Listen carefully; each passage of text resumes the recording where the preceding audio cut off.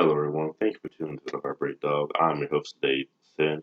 Today we're going to go over the 2010 Toyota Highlander, and this is after a long-term review. I bought this at 95,000 miles. I'm somewhere up in the 200 some odd thousand mile range. Bear in mind, this did sit in a storage unit for the better part of a year while I was overseas.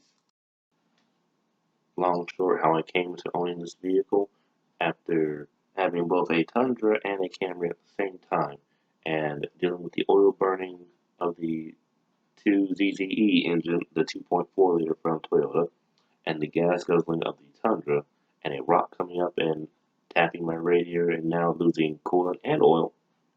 Enough was enough, and I needed a compromise. This was the compromise. A 2010 Highlander that I have affectionately named uh, Helen, because she tolerates me and she'll put up with me. But jumping into the negatives right now with dealing with Helen, first off, fuel economy.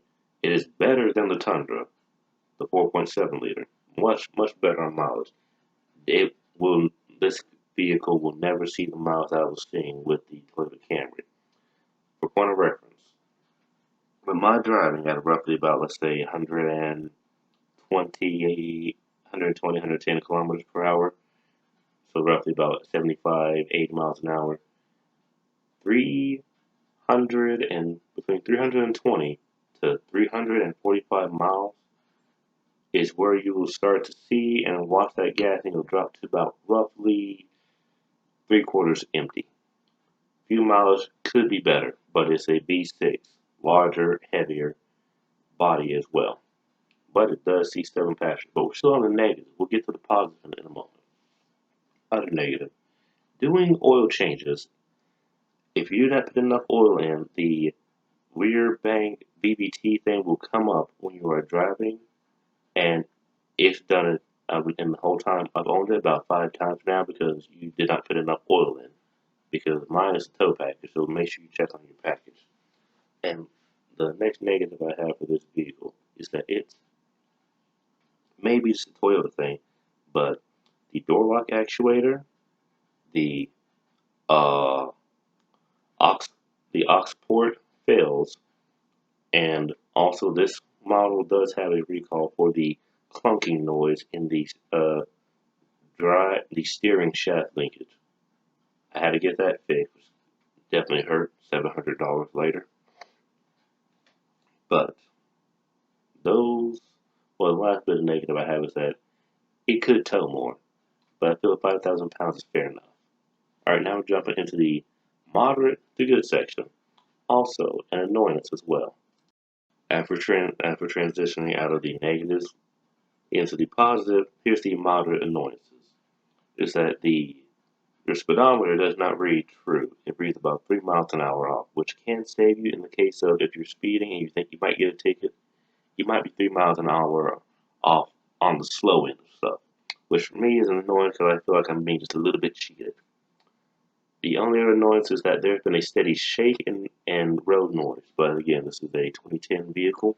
It's been dang near 15, 14 years, so it's been like that since I've had this vehicle, and those are the minor annoyances for it at the moment. What good can I say about this vehicle? This vehicle, I have fit 7 people in here. Children in the rear, and some in the middle section, and some adults in the middle section as well, and one adult up front. I fit 7 people in the same. In a pinch, and I didn't know I could do it or needed that, and then I had it, and then I did it. That will take away your cargo. I believe I actually we've had to put 9 people in here, but we don't talk about that because it didn't happen. As far as storage goes or luggage goes, you push that front seat all the way to the front or lay it all the way down, you have a ample amount of room so long as you're okay with either seats getting dirty or having to hold stuff down with seat belts. I have moved my entire life with this vehicle,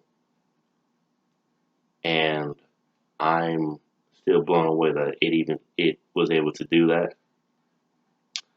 Towing. At the most I've towed with this, and it's been a I follow what the manual says. It's pretty much once you hook up a trailer to it, you just put it into the selection mode and just leave it in fourth gear once you are loaded down. The most heaviest thing I've towed so far would have been the motorcycle trailer with a gold wing in it, and there was the smaller box trailer from U-Haul with with a washer and dryer in the back of it. That's most of my towing ability with this. That's all I have done. I would love to do more. There was a time a tree did fall in my yard. I did attempt to pull it, and the strap broke before anything else did. So it would have been a fun show. This vehicle, it is for people who just need a steady rock in their life that can deal with the ins, outs, ups, and downs. I cannot count the amount of mental breakdowns I've had in this car. I cannot count the amount of sudden plan changes and being cut off in this car. I cannot count the amount of 1 minute plans turn into 4 hour drives.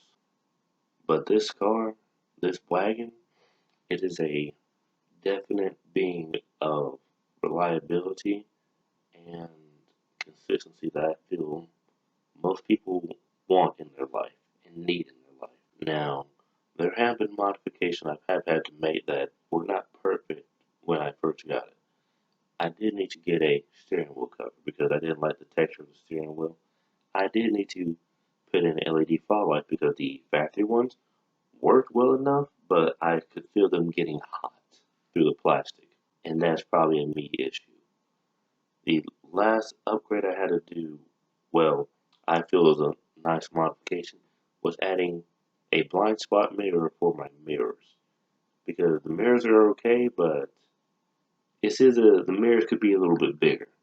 But compromises did have to be made with it. This vehicle, if you think you need a truck, get one of these for a little bit, maybe a trailer, and you'll see how much you actually need that truck. I had to swallow my pride and ego to get this, and honestly, it was a humbling moment. With all the amount of moving I've done, could it have been easier with the truck? More than likely, yes. But how often do you actually need that truck? The Toyota Highlander, the second gen, pre-facelift, in my opinion, is a good standard to go off of. Good amount of power, acceptable fuel economy for what it is and the time period it was created in. And it is a nice pillar of consistency for people, myself included, who crave and need a steady variable in life. That's all I really have to say about this vehicle. Would I buy this vehicle again? Yes. Yes, I would. For all the aforementioned reasons, and it's because it is surprisingly fun in the corners. So, just for a point of reference, I finally got the tires to squeal in the corner, and it was in a corner that was at about a 30-degree angle going up and to the right at about 75. It's where these tires finally squealed, and I said, "Oh, I have to let off." And the whole time I've owned this vehicle, that has never happened.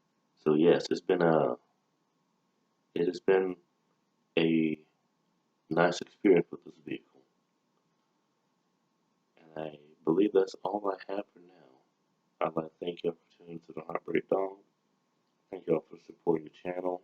If you enjoy this type of content, leave a comment down below, leave a like, share this video to your friends or anyone who may be interested or curious about a 2010 or second gen Highlander. There is a modded Highlander group on the Facebook.